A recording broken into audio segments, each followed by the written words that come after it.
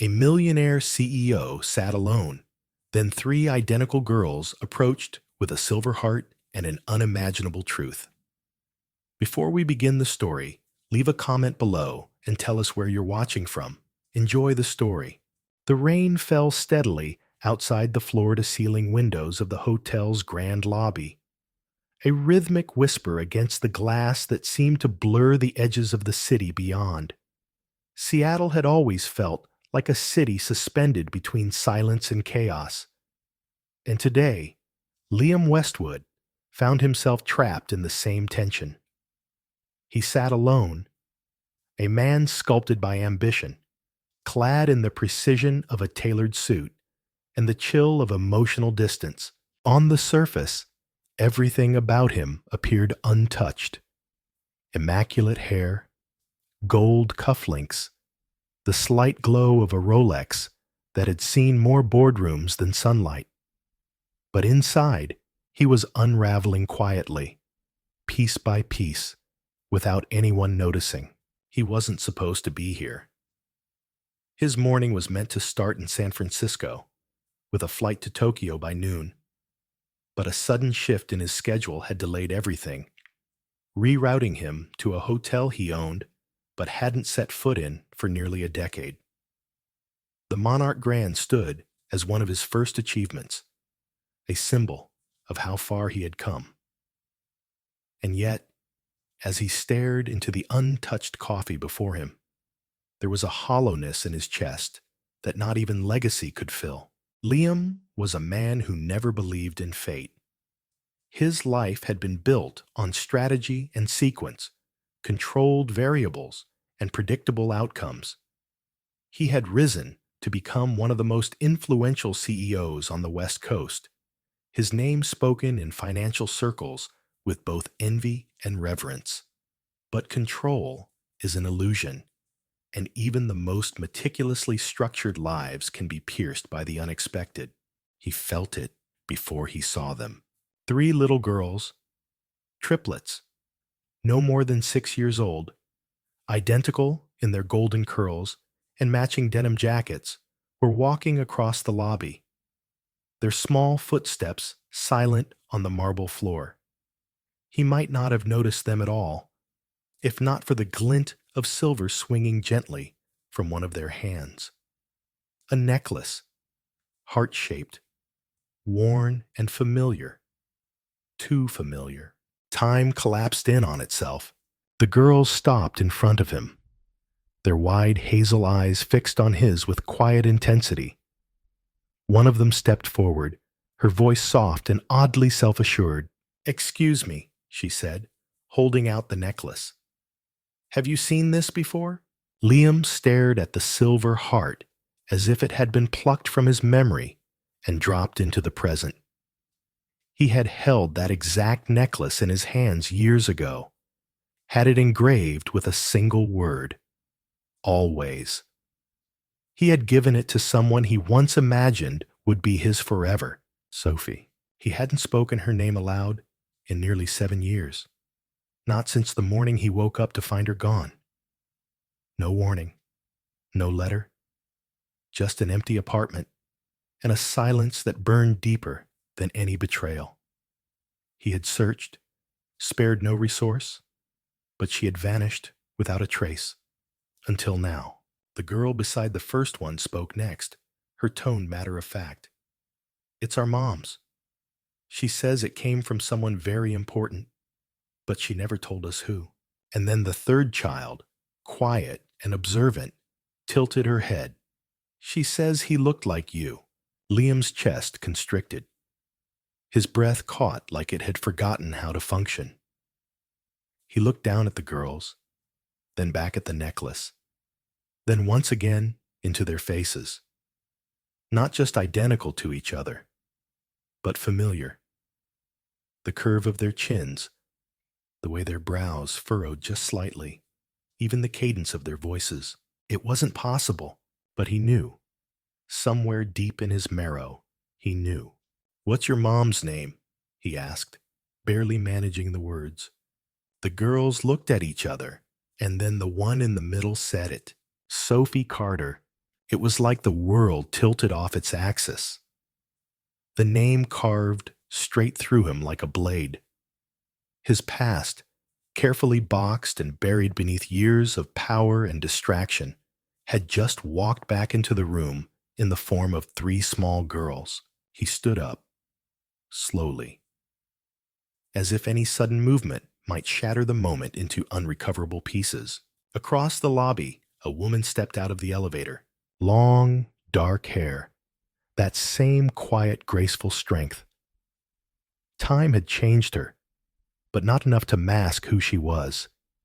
Her eyes scanned the room, found the girls, and then locked onto him. The breath left his body. Sophie, and for the first time in years, Liam Westwood felt completely unprepared. Because if those little girls were who he feared they were, then his life, which he thought had long moved on from heartbreak, was about to be rewritten. Not in headlines, not in balance sheets, but in the eyes of three daughters he had never known he had. The moment Sophie Carter saw Liam Westwood standing in the middle of the lobby, time folded in on itself like a wave collapsing under its own weight. She hadn't expected this. Not here. Not now. Her breath caught in her chest, and for a moment, the world went still. She instinctively reached for the strap of her bag, her fingers tightening around it, as if it could somehow keep her grounded in the flood of memory rushing through her. 7 years had passed since she left him. 7 years since she made the impossible decision to walk away from the man she loved without explanation. But the past never stays buried. It waits for the quietest moment, and then it rises. He looked exactly as she remembered, though older, more worn around the edges. His hair was a touch grayer at the temples, his jaw sharper, more defined by time and control. But his eyes, those steel blue eyes, were unmistakable. She could feel the weight of his gaze from across the room, the unspoken questions pressing forward like a storm. The girls had wandered back to the plush lounge area, still giggling softly among themselves, oblivious to the fragile, dangerous reunion taking shape just a few steps away. Liam took a slow breath and walked toward her, every step as measured as if he were preparing to enter a battlefield, rather than approach the woman who had broken his heart. She didn't move. When he reached her, the silence between them was loud, stretching taut with everything unsaid. His voice, when it came, was lower than she remembered, steadier too, but she heard the tremble underneath. "Sophie," he said. Her name was a question, an accusation, a prayer. "You're here." She swallowed hard, nodding slightly. "I didn't think..." She paused, choosing her words with painful care. "I didn't think we'd see each other like this." Liam blinked, then glanced toward the girls, then back at her. "They're mine." It wasn't a question. It was truth spoken like a revelation. "Aren't they?" Sophie's shoulders sagged, a quiet surrender overtaking her posture. There was no room for lies now, not in front of the man who had once known her better than anyone. She looked down for a moment, then met his eyes. "Yes," she whispered, "they are." Liam's jaw clenched, and his breath hitched, but he didn't raise his voice. Instead, he turned away, as if the full weight of those 3 letters, "yes," had knocked the air from his lungs. "Why?" he asked, voice quieter this time. "Why didn't you tell me?" Sophie closed her eyes, and when she opened them again, they were wet with uncried tears. "Because I was scared. Because I didn't think you'd choose us over what you were building. And maybe I didn't want to find out that I was right." The words hung between them like fog. He looked at her then. truly looked at her, not as the woman who had vanished, but as the woman who now carried the weight of 3 lives on her shoulders. Her face was older, more lined, but just as beautiful. There was strength in her now that hadn't existed before, a quiet resilience in the way she held herself, like someone who had fought hard battles without anyone cheering her on. "I would have," he said finally, his voice breaking around the edges. "I would have chosen you, all of you." "I know," she replied, her voice barely a whisper, "but I didn't know that then. And by the time I realized it, it felt too late." He shook his head slowly. "You don't get to make that decision alone. You don't get to take them from me." "I didn't take them from you," she said. "I protected them. I gave them a life that was safe and small and full of love." He looked away again, this time toward the girls, who were now coloring on a nearby table, their laughter soft and effortless. "And what about me?" he asked, but the bitterness had faded. "Did you think I wouldn't want to be a part of that love?" Sophie's breath caught. "Every day," she said, "every day I thought about what I'd taken from you. Every night I'd wonder how I could fix it. But the longer I waited, the harder it became. And then they started asking questions, and I didn't have answers." Liam turned back to her, his expression softening, but the pain still flickering behind his eyes. "I'm not here to take anything from you, Sophie, but I want to know them. I want to know who they are. I want to be a part of their lives, even if it's only a small part." Sophie hesitated, then nodded slowly. "They don't know. Not yet. They've never asked directly. I didn't know what to tell them." He exhaled, emotion threatening to overtake him. "Let me start somewhere. Let me just meet them." She stared at him for a long moment, then glanced at the girls. Her expression shifted, softened, as if something inside her had finally given way.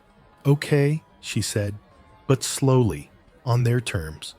And with that, a fragile door opened between them. It wasn't reconciliation, not yet, but it was the beginning of something raw, something real. Liam had been blindsided by the discovery of his daughters, but standing here now, watching Sophie fight through the weight of her own mistakes, he realized something vital. Some stories don't start over. Some begin again, in a different chapter, one page at a time. Liam didn't sleep that night. The city outside his penthouse suite buzzed as always. Cars humming through the Seattle streets, the occasional wail of a distant siren. But inside, the world had gone still. He sat on the edge of the bed, shirt half buttoned, staring at nothing. In one day, everything he believed about his life had shifted. 3 little girls with the same shade of blonde he once ran his fingers through when Sophie lay beside him, laughing. 3 sets of eyes that held echoes of both himself and her. 3 daughters. His daughters. The gravity of it was incomprehensible. He tried to picture the milestones he'd missed. First words. First steps. Nightmares that needed a quiet voice and a steady hand. Laughter over spilled cereal. Temper tantrums and lullabies. He hadn't just lost Sophie. He'd lost them. Entire years. Birthdays. Whole chapters of a life he never even knew he had a role in. And it crushed something deep inside him. By morning, the ache had transformed into resolve. He needed to know them. He didn't want to barge in or demand a place he hadn't earned, but he also wasn't going to walk away from this. From them. From her. That afternoon, he found himself outside Sophie's suite again, holding 2 cups of coffee and a small, white paper bag. The door opened before he could knock. Sophie looked surprised for only a moment. Then she stepped aside. "I thought we said slowly," she murmured, eyeing the bag. "I brought cinnamon rolls," he said quietly, offering a faint smile. "The kind you used to make on Sundays when we stayed in." She blinked. It was such a small detail, one she hadn't even realized he remembered. "They're in the back room," she said finally, coloring. He stepped inside slowly. The suite looked lived in. Crayons scattered across the table, small jackets slung over the back of a chair, and a sock on the floor that had clearly lost its twin. The scent of vanilla and shampoo lingered in the air. It felt warm. It felt like family. When he walked into the living room, the girls looked up from their coloring books. Their wide eyes held a question they hadn't yet learned how to ask. Sophie entered behind him. "Girls," she said gently, "this is Mr. Liam. He's a very old friend of mine. He's going to be around for a little while, if that's okay." They stared at him for a beat, and then, as if some unspoken code had passed between them, one of them, Harper, stood and walked over, holding out a drawing. "It's a cat wearing a crown," she said matter-of-factly. "But his name is Toast." Liam knelt down, accepting the picture like it was priceless. "Toast is a very regal cat." That made her smile. "Do you like cats?" "I do," he said. "I've never had one, though." "You can share Toast with us," another voice piped up. Emma, if he remembered the name Sophie had whispered to him last night. "He guards the coloring books." "That's a very important job," Liam replied, his voice warm and careful. He stayed on the floor with them for nearly an hour, listening, asking, watching how they worked together and argued over crayon colors and whose turn it was to use the glitter pen. At one point, Sophie brought in the coffee and quietly set it on the table.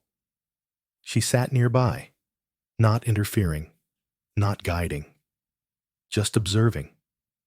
Liam glanced at her now and then, catching flickers of emotion on her face that mirrored his own. Awe, sorrow, quiet joy. When one of the girls, Mia, got tangled trying to braid her sister's hair and huffed in frustration, Liam reached over gently. "Want some help?" he asked. She eyed him warily for a moment, then nodded. His fingers, clumsy from years of business deals and not delicate tasks, moved slower than hers, but with care. He remembered watching Sophie braid her own hair, the way she used to do it in the mirror, her brow furrowed, her focus absolute. "You're not very fast," Mia said. "I'm learning," he replied. She considered that. "Okay, but you gotta practice." "I will," he promised. By the time they returned to their coloring books, the energy in the room had shifted. It wasn't comfort yet, but it was beginning. The girls had accepted his presence, not because they understood it, but because children live in the present, in moments, not explanations. And in that moment, Liam was there. He was real, and he wasn't running. After they'd gone down for their afternoon nap, Sophie met him by the window, her arms crossed. "You were good with them," she said. "I didn't know what I was doing." "That's the secret," she replied. "None of us do. We just try." He looked at her then, his expression unreadable. "Thank you for letting me in today." "I don't know what this is going to look like, Liam," she admitted. "I don't know how we go from here to something that makes sense." "I don't either," he said. "But I'm willing to figure it out. Not just for them. For you, too. I know I lost your trust once. I'm not expecting anything, but I want to earn back what I can." She didn't reply right away. Then quietly, she said, You're already doing more than I ever imagined you would. And in that soft honesty, something between them cracked open. Not broken, but opened wide enough for light to start pouring in.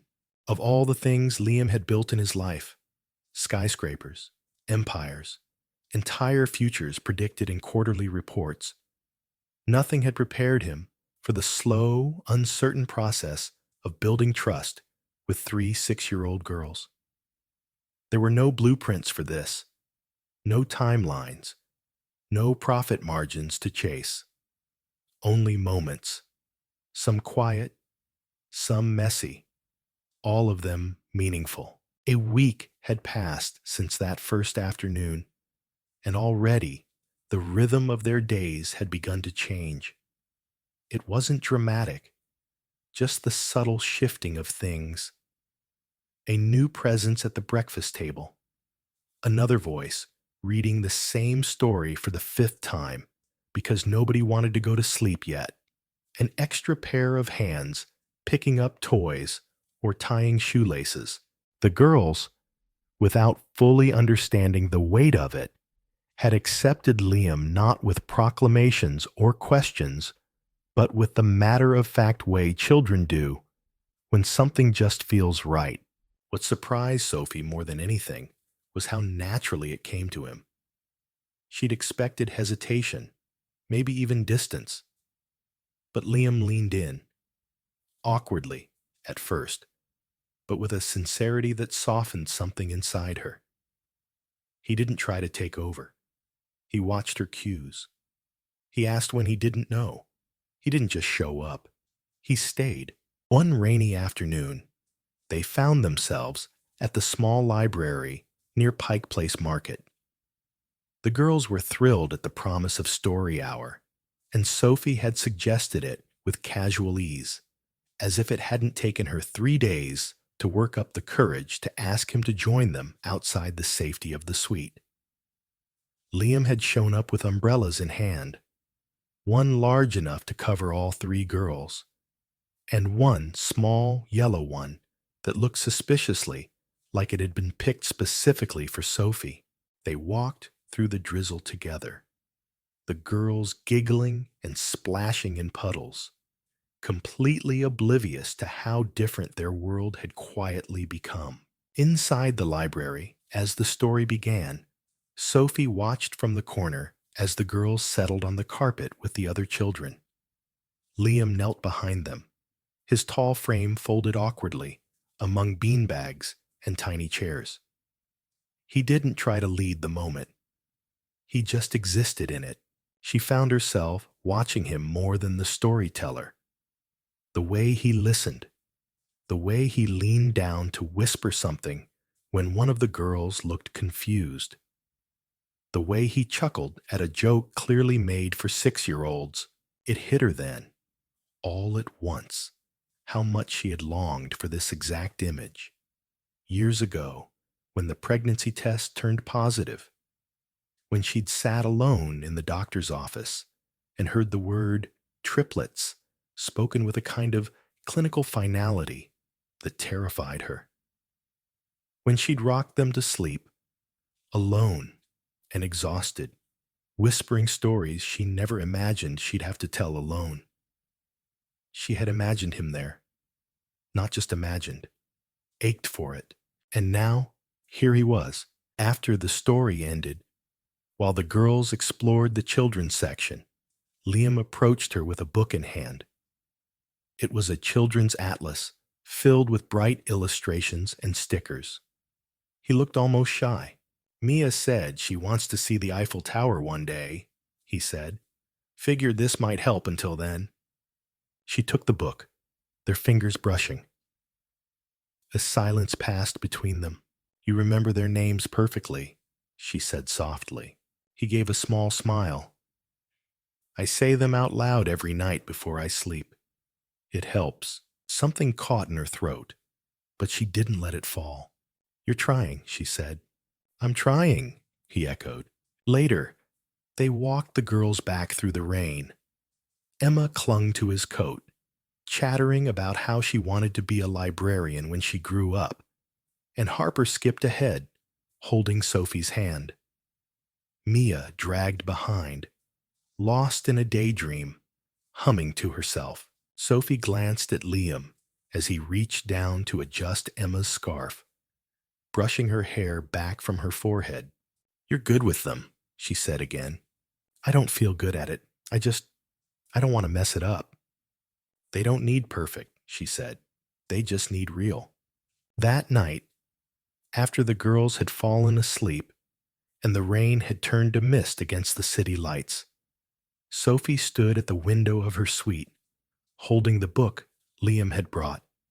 She opened it slowly, flipping through its pages, and found that he had already marked a spot, Paris, with a small sticky note. "One day we'll go together," it read, in messy left-handed print, and beneath it, in smaller letters, "All 5 of us." She closed the book slowly, holding it against her chest. For the first time in years, she let herself believe it might be possible.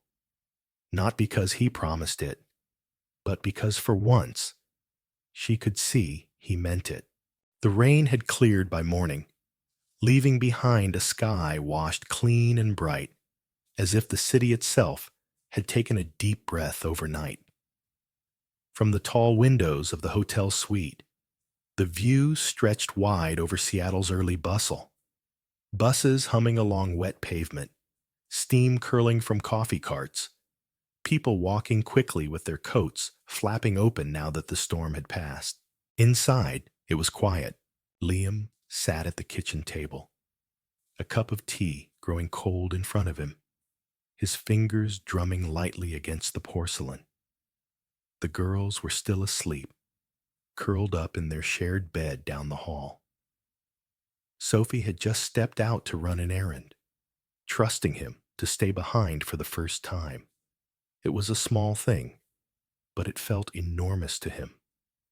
A sign that he was becoming more than a visitor, more than an echo from the past.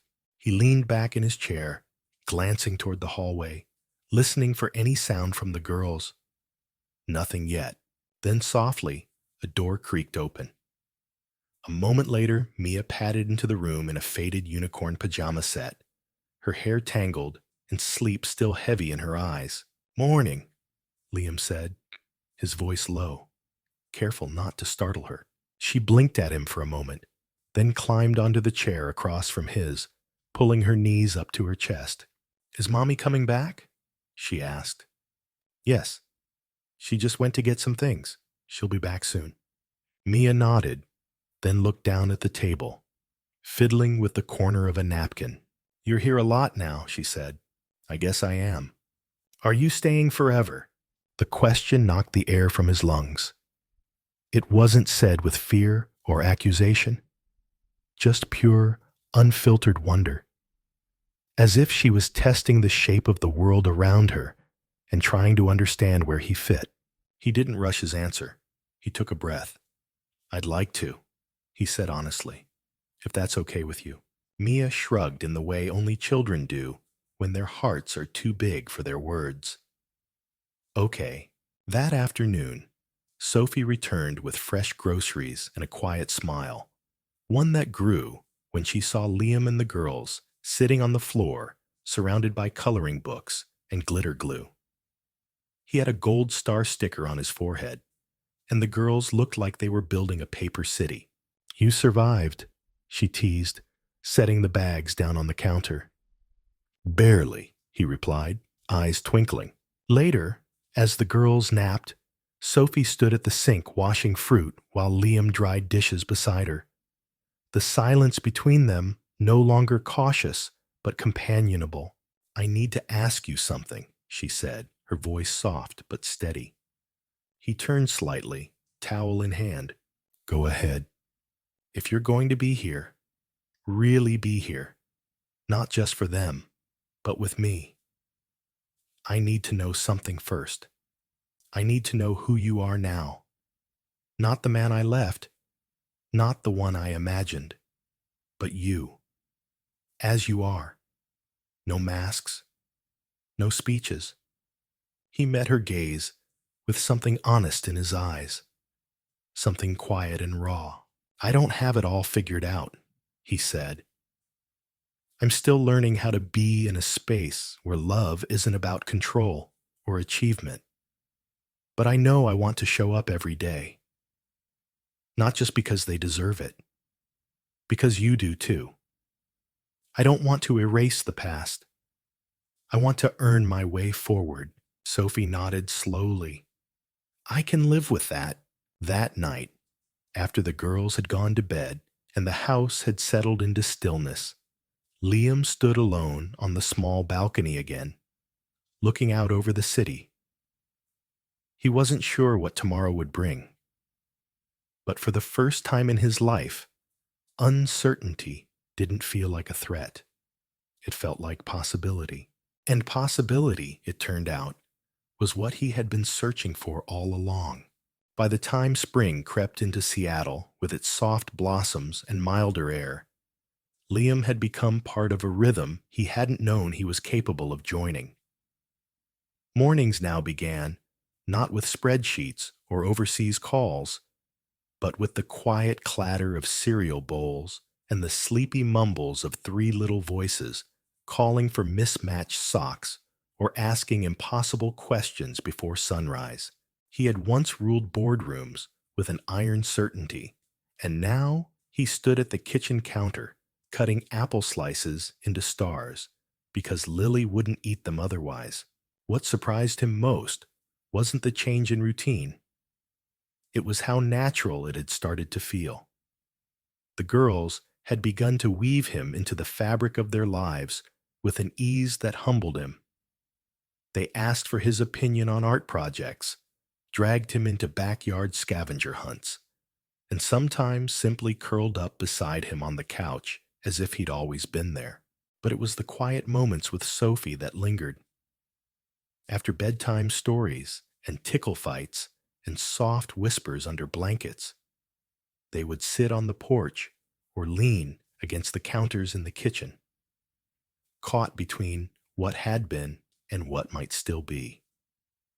There was no map for where they were going, no title for what they were becoming again, and perhaps that was what made it feel so real. One evening, while the girls were at a birthday sleepover for a friend, Liam and Sophie found themselves alone in the house. It was the first time they had been without the constant buzz of small feet and louder voices in weeks. The quiet wasn't awkward. It was weighty, like a pause before something important. They sat across from each other at the small kitchen table. Sophie sipped from a mug of tea, both hands wrapped around it as if drawing comfort from the heat. Liam watched her carefully, studying the way her eyes searched the tabletop like she was trying to gather the right words. "I was afraid of this," she said finally, breaking the silence. "Not because I don't want it, but because it's becoming something I don't know how to protect myself from." He didn't interrupt. He knew by now that Sophie's words, when they came, were not impulsive. They were weighed, considered, and always full of truth. "I got good at being strong," she continued, looking up at him.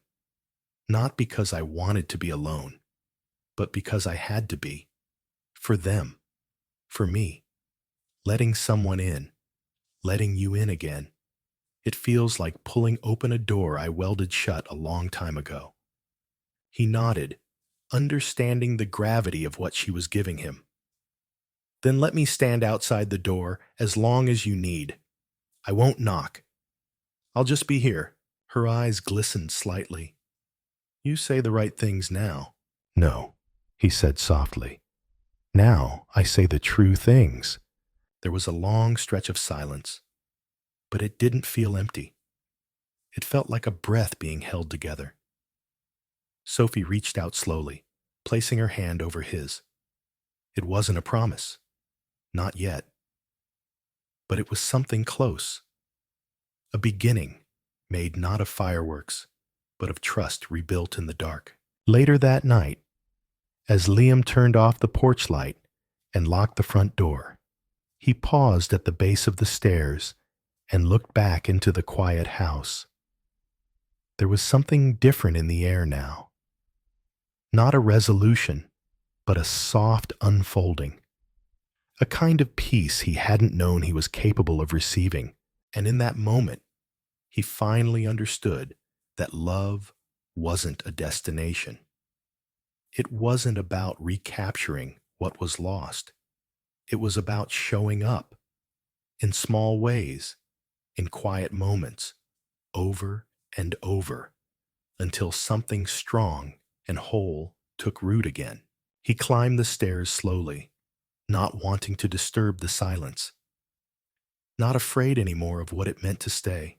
The following weekend brought a shift none of them had anticipated, not in the loud, crashing way life sometimes rearranges itself, but in a quiet, irreversible tilt, one of those subtle turning points that only reveals its magnitude after it has passed. It began with something as ordinary as a school recital. Lily, June, and Isla had been practicing for weeks, their small voices echoing through the hallways of Sophie's home every afternoon.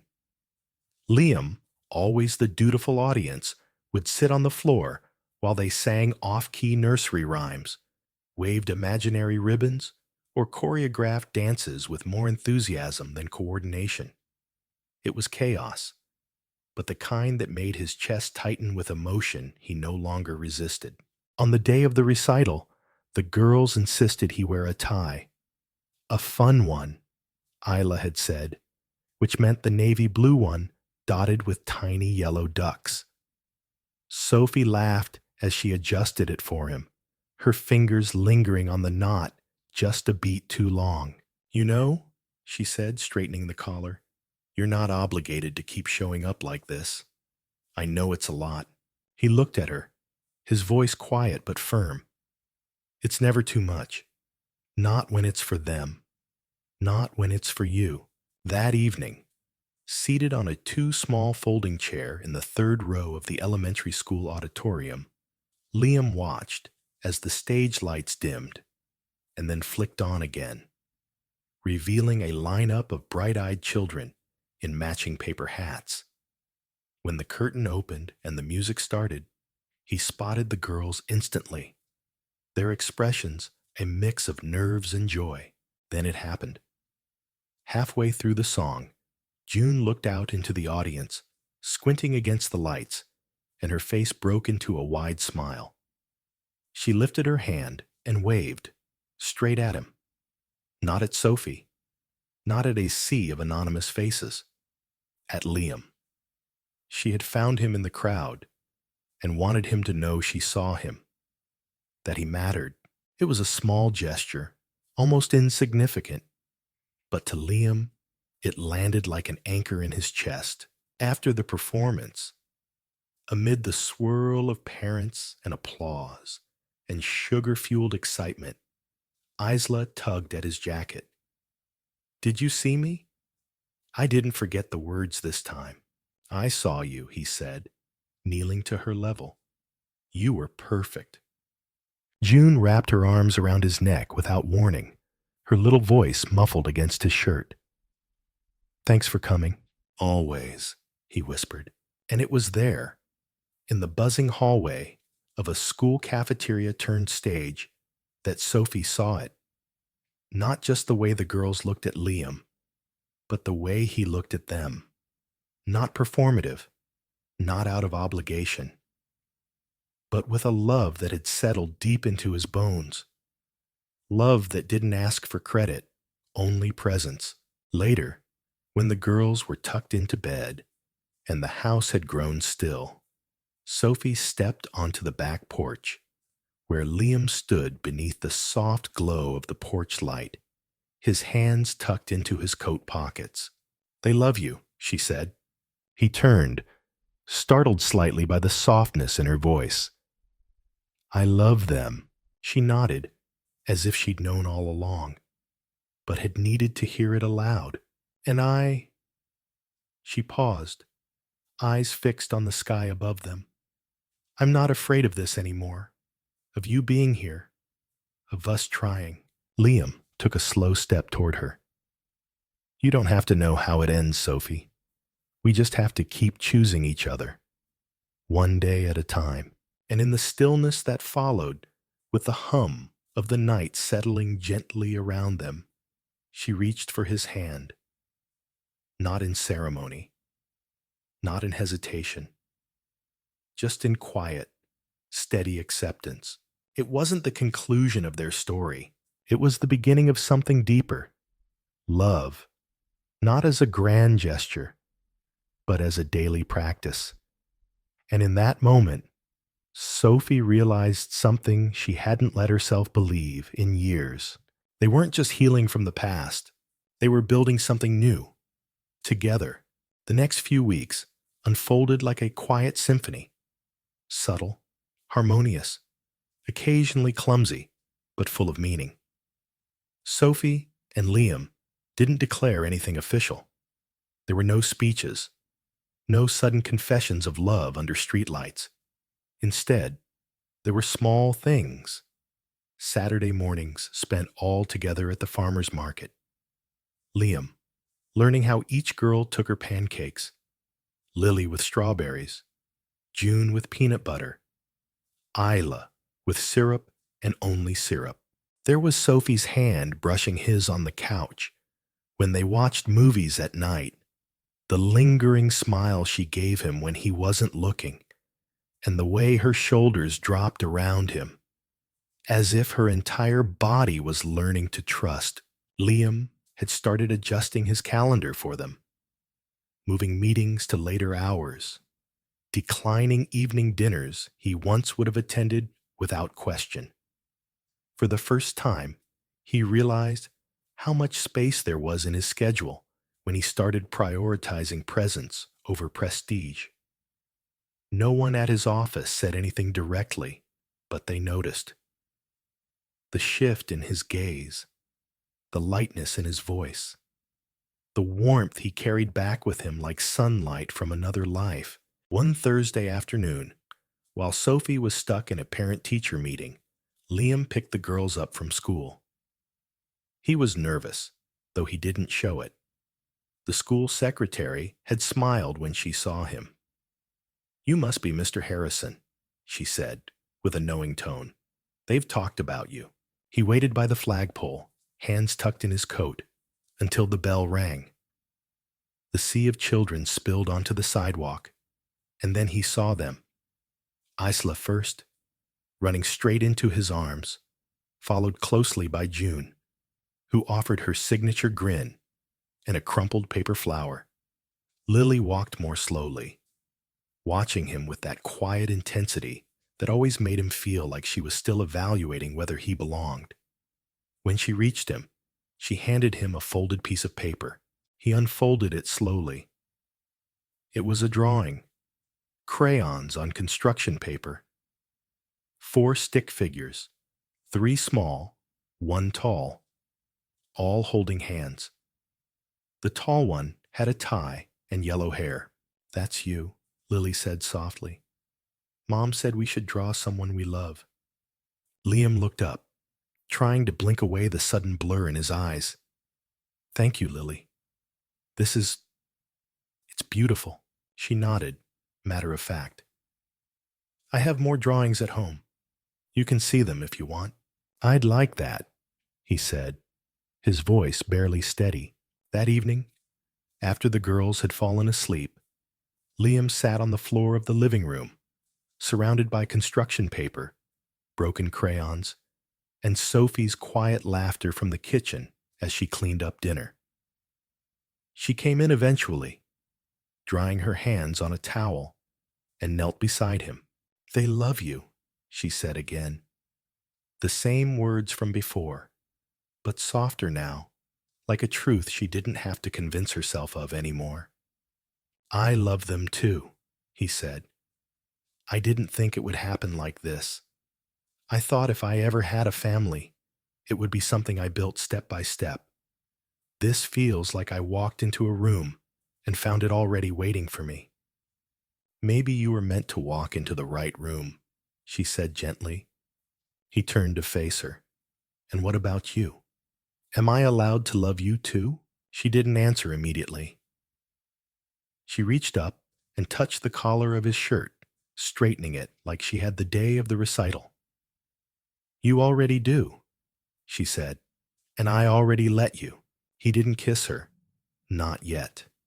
They just sat there, two people surrounded by crayon drawings and love that had been growing quietly between spilled juice boxes and bedtime stories. It wasn't dramatic. It didn't need to be. It was just real. And for the first time in Liam's life, that was more than enough. A few weeks later, the edges of spring began to blur into summer, and with it came an invitation that would alter the rhythm they had just begun to settle into. Isla's class was hosting a family picnic on the last Friday of the school year. Parents, guardians, siblings, all welcome. It was meant to be casual, just blankets and sandwiches and relay races in the park behind the school. But for Sophie, it brought with it a quiet apprehension. She hadn't told the other parents much about her life. There had been no need. She was the mom who arrived early, packed bento-style lunches, signed permission slips on time. No questions asked, but now there was Liam. And the girls had started calling him Dad when they thought no one was listening. They didn't say it with confusion or question. They said it like a truth they knew before Sophie had found the courage to believe it herself. The night before the picnic, Sophie stood at the kitchen counter, assembling sandwiches for the girls. Liam walked in behind her, sleeves rolled, the smell of rain still clinging to his jacket. You're quiet tonight, he said gently. I'm nervous. He paused. About tomorrow? She nodded without turning around. It's the first time we'll be out in public, all five of us, as whatever we are. He stepped closer. And what are we? She glanced over her shoulder at him, her eyes soft but unreadable. A family, she said after a pause.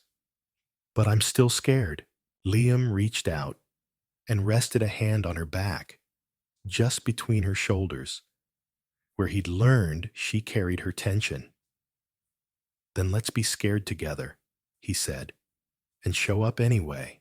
That Friday, the sun rose warm and generous. The park filled slowly with colorful blankets and coolers, with folding chairs and laughter. Sophie wore a pale blue sundress and sunglasses, her hair pulled back in a loose braid. Liam arrived, holding a picnic basket in one hand, Isla's tiny backpack slung over his other shoulder. The girls ran ahead of them, already barefoot, their excitement infectious. Sophie noticed it immediately, how other parents turned to look. Some smiled, a few whispered, but no one asked. They didn't need to. Liam knelt on the grass, tying June's shoe, while Ava chattered about the sack race. Sophie watched from where she laid out the picnic blanket, heart pounding for no reason except the overwhelming realness of it all. At one point, the school principal approached with a clipboard and a smile. Mr. Harrison, right? Ava's been telling everyone about your pancakes. Liam laughed, a little embarrassed. I might have made a few. You're on her emergency contact form now, I noticed, she said gently. He nodded. That okay? More than okay, she said. It's good to see them so loved. The words landed deep, unexpected. Sophie looked up at Liam, who caught her gaze across the field and offered the smallest smile. Not flashy, not performative, just honest. Later, while the girls were off chasing bubbles and ribbon wands, Liam sat beside Sophie on the blanket. She leaned into him without hesitation, her head resting against his shoulder. I didn't think I'd ever feel this again, she said. What? This kind of quiet, this kind of peace. He turned to her. Me neither. She reached into her purse and pulled out the silver heart necklace, the same one he'd seen years ago, the one he never asked about again after that first day. She held it in her hand for a long moment before gently placing it in his palm. "It's time," she whispered. "This doesn't just belong to me anymore." Liam looked down at the heart, then at her, then toward the three little girls who had somehow rewritten the entire story of his life. Everything he had once lost wasn't just returning. It had already begun to grow roots, and this time he wouldn't let go. The heat of summer rolled in slowly, like a warm tide that stretched long into golden evenings, and with it came something Sophie hadn't felt in years: steadiness. Not the kind that came from predictable routines or solitary control, but from shared moments, co-created joys, and a growing trust that didn't have to be earned in grand declarations, but was instead quietly affirmed every day. Her world, once so carefully protected by walls she built out of necessity, had started to feel like a home again, a real one.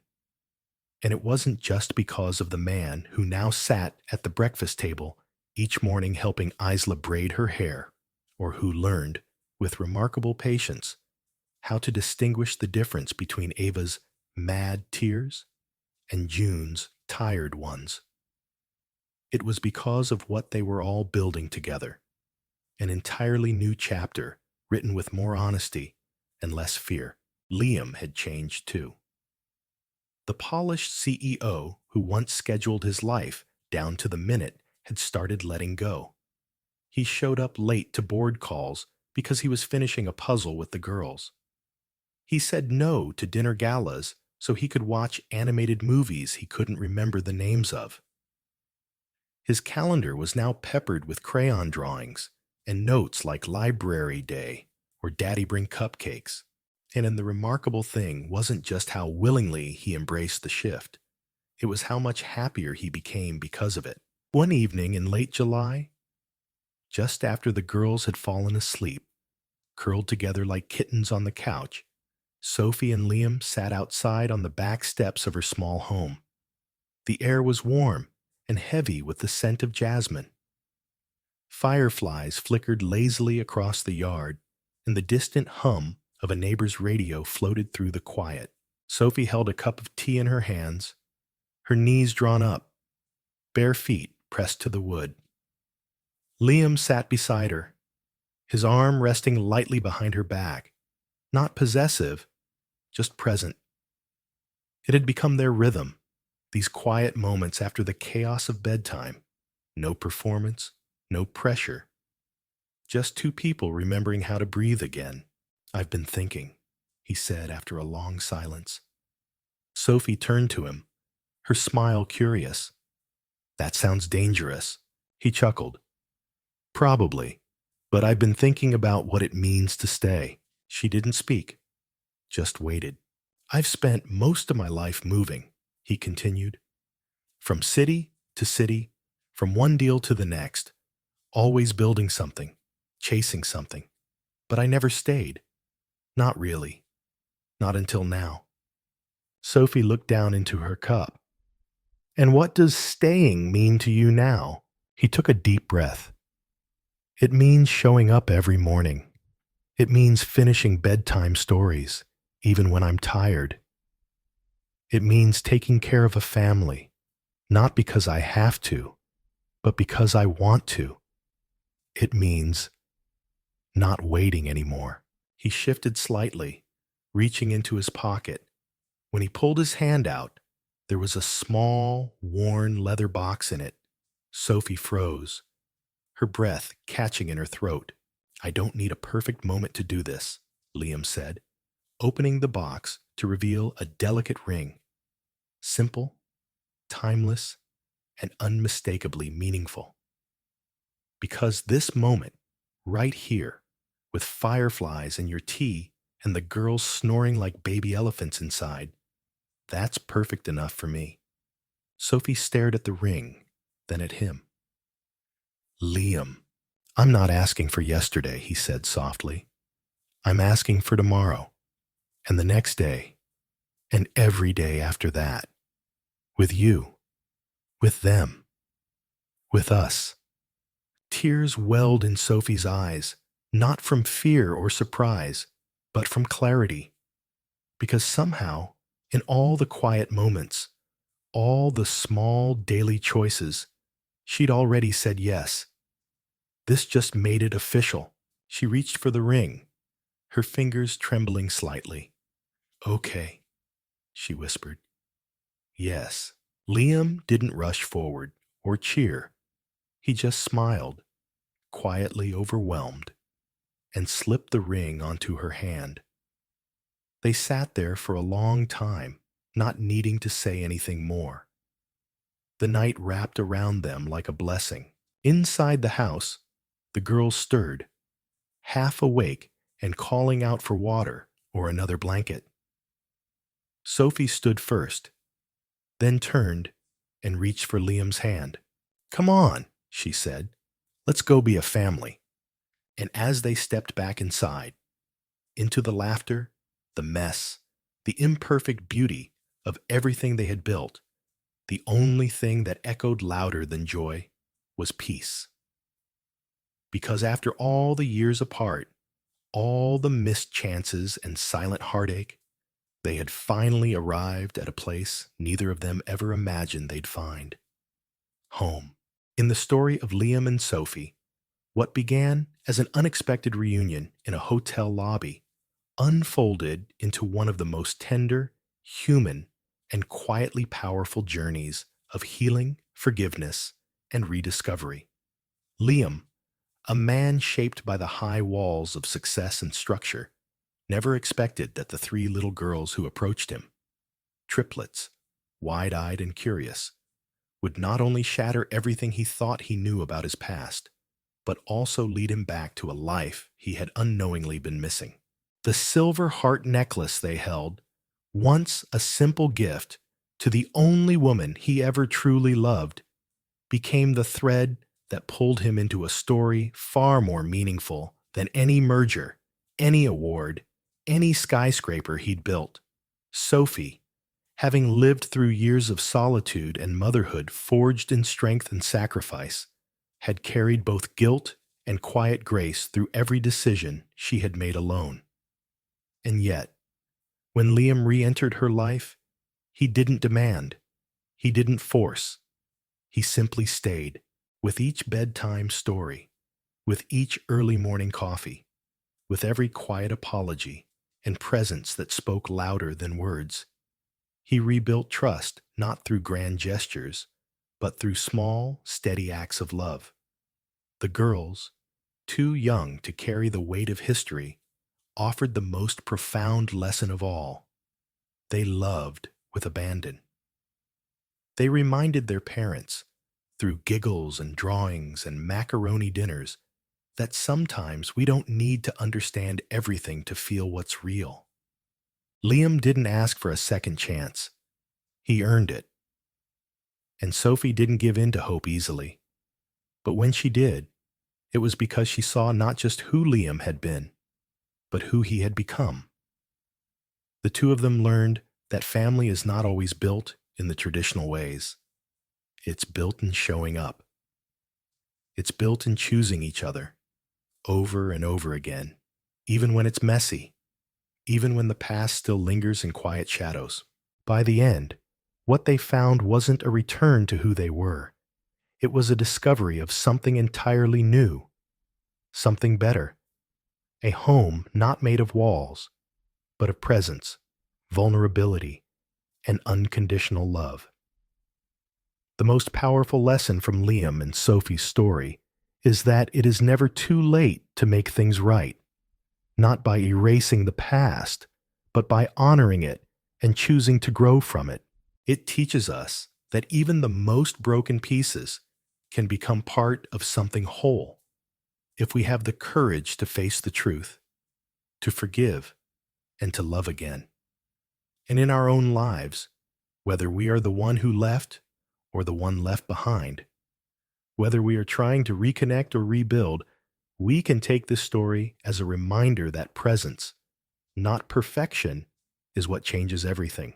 If this story moved your heart and reminded you of the quiet power of love, healing, and second chances, don't forget to like this video, share it with someone who needs hope, and subscribe to Soul Stirring Stories so we can continue bringing you more beautiful, emotional journeys. Your support is the heartbeat behind every story we tell. See you in the next one.